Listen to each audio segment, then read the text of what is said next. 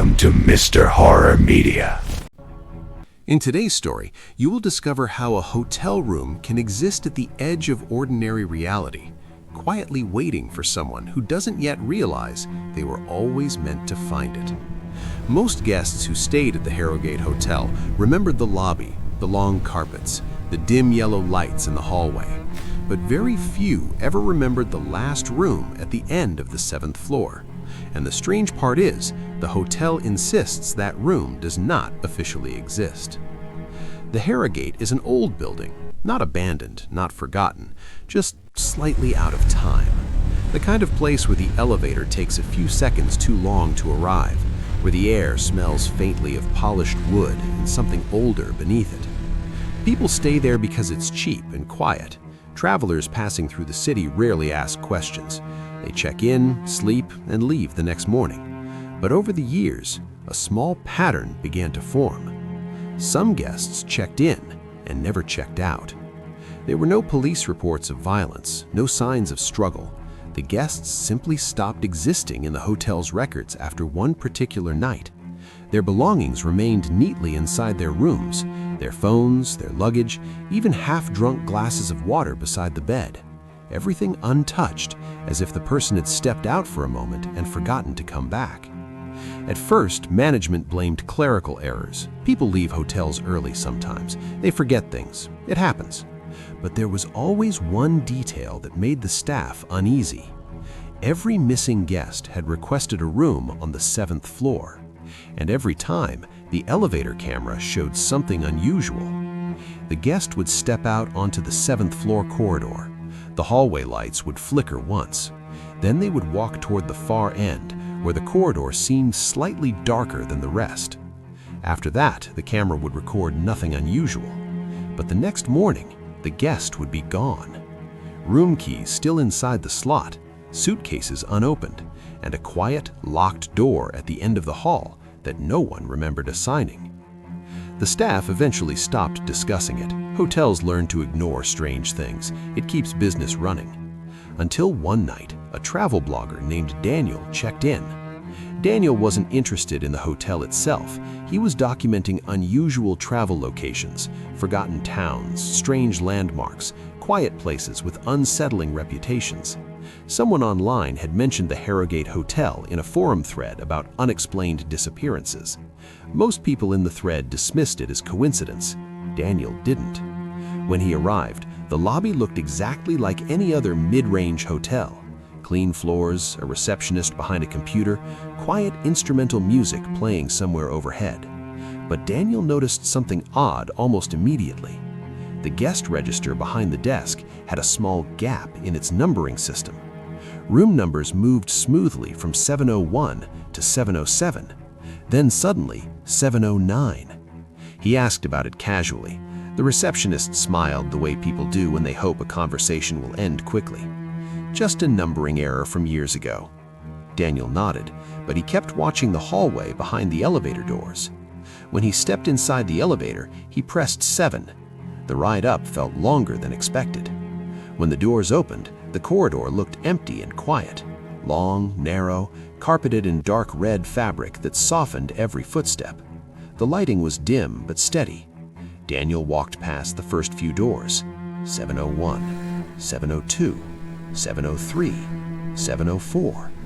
Then nothing for several meters, just blank wall and carpet stretching farther than it should.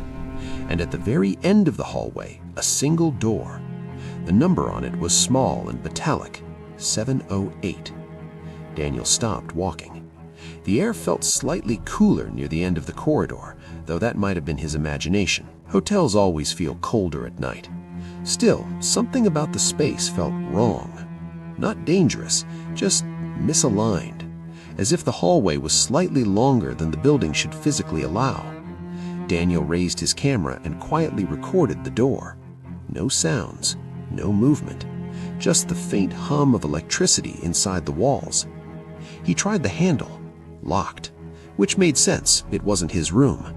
But when he checked the hallway behind him, he noticed something that made him pause.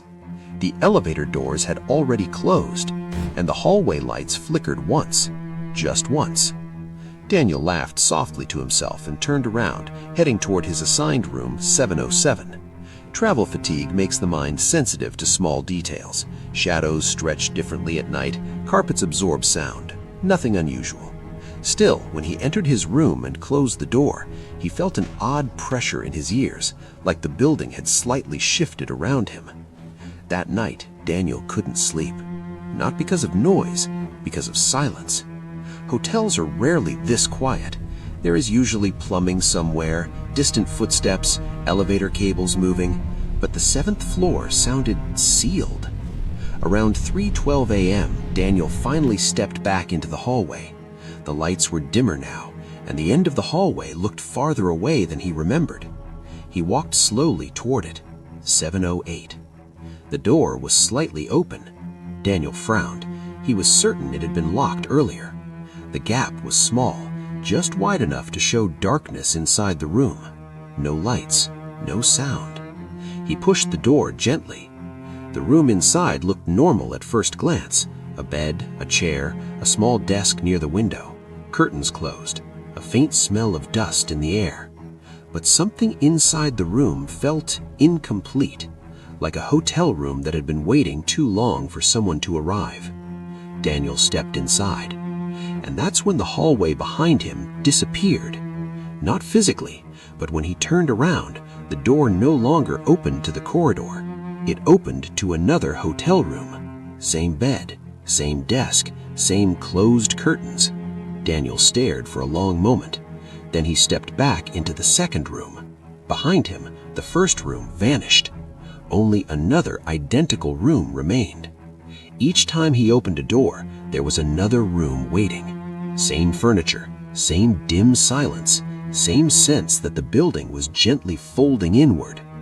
Minutes passed, or maybe hours. Daniel eventually stopped trying to count the rooms. They were all the same, except for one small detail that slowly began to change. The mirror above the desk. At first, it reflected only the empty room. Then, after several doors, the mirror showed something else. A hallway. The 7th floor hallway. Daniel approached the mirror slowly. Inside the reflection, the corridor looked normal again.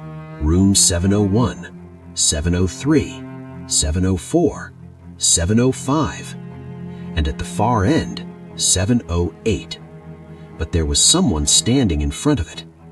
Daniel leaned closer. The figure in the mirror looked like Daniel. Same jacket, same camera, standing perfectly still in the hallway, watching the door. Daniel turned around instinctively, but behind him was only another identical hotel room.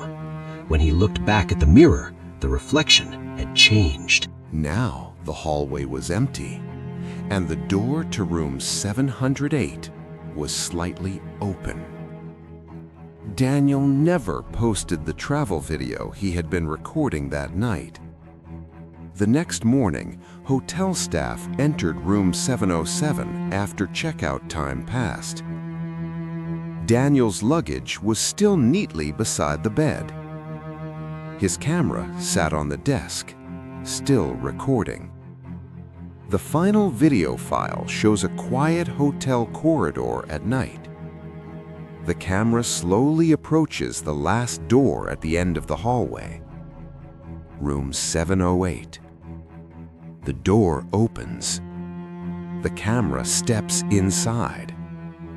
And for a brief moment, the mirror above the desk captures the hallway behind it. Standing silently outside the door is someone else, watching the room, waiting.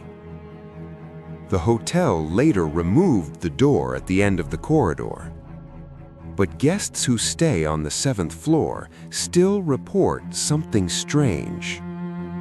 Late at night, when the hallway is empty, the corridor sometimes looks slightly longer than it should.